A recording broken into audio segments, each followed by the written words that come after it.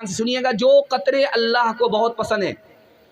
پہلا قطرہ راہ خدا میں، پہلا قطرہ خوف خدا میں نکلنے والا آنکھ کا آنسو اللہ کو بہت پسند ہے. جہنم کی آگ کو اللہ ٹھنڈا کر دیتا ہے.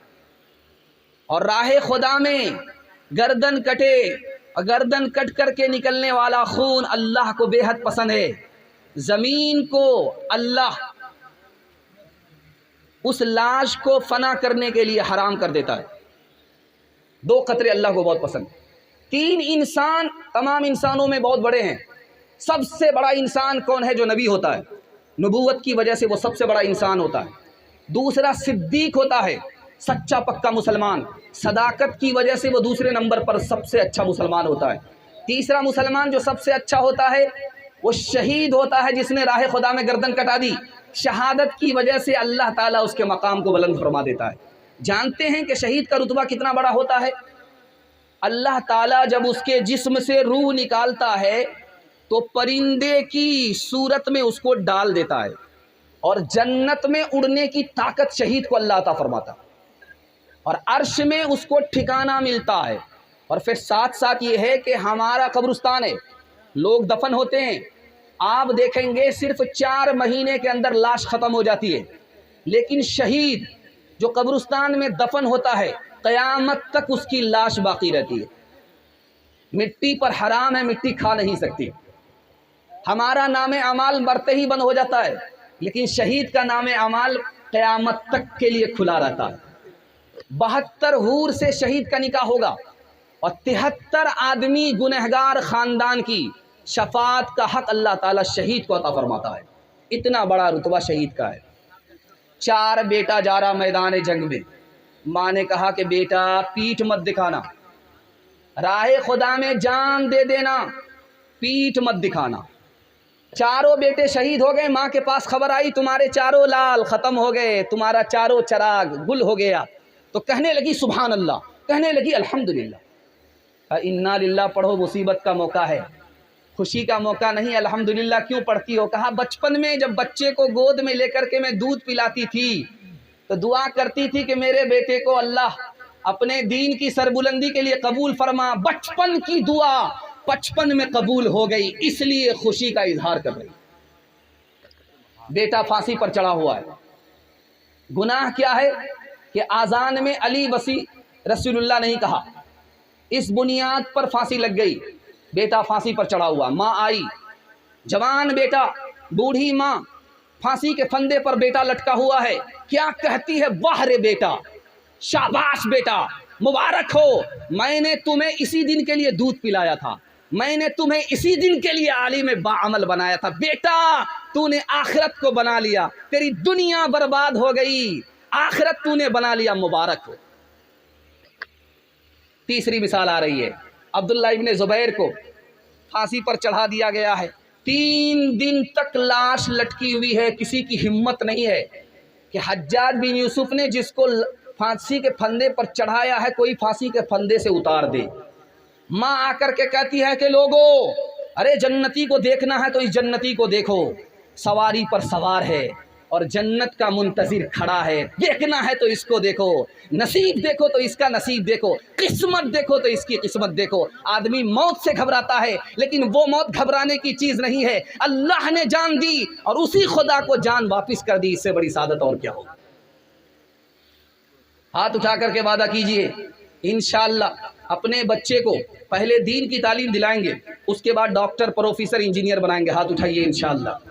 ببول بوئیں گے، آم کاٹیں گے. ہاتھ اٹھائیے انشاءاللہ. وہ مائیں پیدا کرتی تھی نمازی، دھنی تلوار کے میدان کے غازی. وہ مائیں جب کے لیتی تھی بلائیں تو یوں بیٹے کو کرتی تھی دعائیں. عبادت میں کٹے بیٹا جوانی، شہادت میں ختم ہو زندگانی. تیسرا پیغام، سب سے بڑا شہید मजलूमाना जिसको शहीद किया गया, हजरत उस्मान के हवाले से बिल्कुल 3 मिनट का मुख्तसर सा पैगाम आपकी खिदमत में आ रहा है। सुनने के लिए यहाँ से लेकर के वहाँ तक तैयार है? जोश के साथ हाथ उठाइए इंशाअल्लाह। बहुत खूबसूरत जलसा में घबरा गया था कि सिर्फ फातिहा करना होगा, चरागी मुरादी लेकर के वापस जाना होगा, कुछ नहीं होगा। लेकिन अल्लाह का शुक्र है, महसूस हो रहा है कि अभी जलसा शुरू हो रहा है। ध्यान से सुनिएगा। हजरत उस्मान ने ख्वाब देखा, अल्लाह के रसूल को देखा। कहा उस्मान क्या हुआ, क्यों परेशान हो? कहा या रसूल अल्लाह, आपकी उम्मत ने सताया है, कई दिन से पानी बंद है, पानी पीने नहीं दे रही है। उस कुएं से जिसको मैंने खरीद करके मुसलमानों को दिया, उस कुएं से ये मुसलमान मुझको पानी पीने के लिए नहीं दे रहे। या रसूल अल्लाह, जिस मस्जिद के अंदर मैंने ज़मीन दिया, खरीद करके ज़मीन दी, उस मस्जिद में आपकी उम्मत हमें नमाज पढ़ने के लिए नहीं दे रही है। या रसूल अल्लाह, घर से बाहर निकलने नहीं दे रही है। अल्लाह के रसूल ने कहा उस्मान घबराओ नहीं, रोज़े की नीयत आज कर लो, इफ्तार मेरे पास आकर के करना। हज़रत उस्मान से कहा कि हुजूर आपके ऊपर जानलेवा हमला होने वाला है, आप मक्का चले जाइए, मदीना छोड़ दीजिए। आप मुल्क शाम चले जाइए, मदीना छोड़ दीजिए। आप अपने दुश्मन से मुकाबला कीजिए। जानते हज़रत उस्मान ने क्या जवाब दिया? अल्लाह बनाए तो ऐसा आशिक बनाए, मोहब्बत दे तो ऐसी मोहब्बत अता फरमाए। क्या कहा कि मैं मुकाबला नहीं कर सकता, मैं अगर नबी की उम्मत से मुकाबला करूंगा तो मेरी जान बचेगी, नबी की उम्मत का खून बहेगा, ये मुझको गवारा नहीं है। मैं जान दे सकता हूँ, नबी की उम्मत का खून नहीं बहा सकता। कहा हुजूर मक्का चले जाइए। कहा मक्का जाऊंगा, ये मेरे पीछे मक्का चले जाएंगे। जिस तरह ये मदीने में मदीने की तौहीन कर रहे हैं, मक्के की तौहीन करेंगे। मुझे अल्लाह के घर की तौहीन गवारा नहीं है, मुझे अपनी तौहीन गवारा है, अल्लाह के घर की तौहीन गवारा नहीं। कहा कि मदीना छोड़ दीजिए, मुल्क शाम चले जाइए। कहा ये हरगिज़ नहीं हो सकता, जान तो दे सकता हूँ, नबी के शहर को छोड़ नहीं सकता।